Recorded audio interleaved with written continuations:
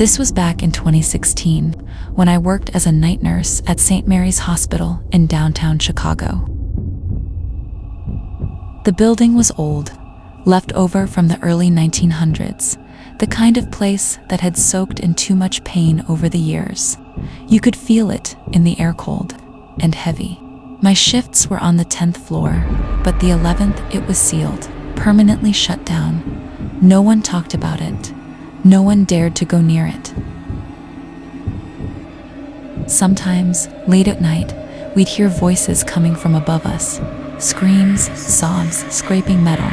But every time I asked, ignore it.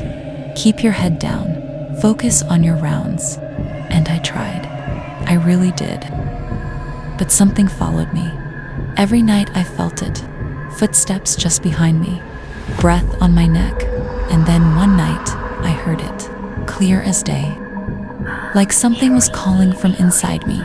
I ran into the ward and found one of the patients sitting straight up in bed, muttering, staring through me. His head slammed against the wall. His hands reached out like he was trying to fight off something invisible. I screamed, called the doctor. But when we came back, he was quiet, calm, like nothing ever happened. Later that night, one of the senior nurses pulled me aside and told me the truth. That 11th floor used to be the morgue years ago. A girl in a white gown jumped from the stairs. Her body was found shattered. Her spirit never left. They say her shadow still roams those halls.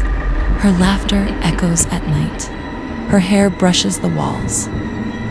Another night, I saw something I'll never forget. The elevator opened, and there he was, a burned man, his flesh melted, smoke pouring from his mouth, and those eyes, glowing like coals. They had set up a small prayer area on the 11th floor, said it was meant to calm the energy. I went up there once, trying to hold on to something pure in a place that had none, but it felt wrong. Then I felt it, dripping from the ceiling. I screamed and ran. They said maybe it was a pipe leak, but blood. From above a sealed floor. That same night, a patient passed away. It wasn't unusual until she walked in. An old woman, skin yellow, eyes like to black holes. Her voice, "Is he still here?"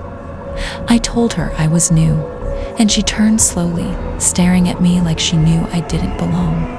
The ward boy bolted. Later, he told me, she died years ago in this same hospital. That wasn't a visitor.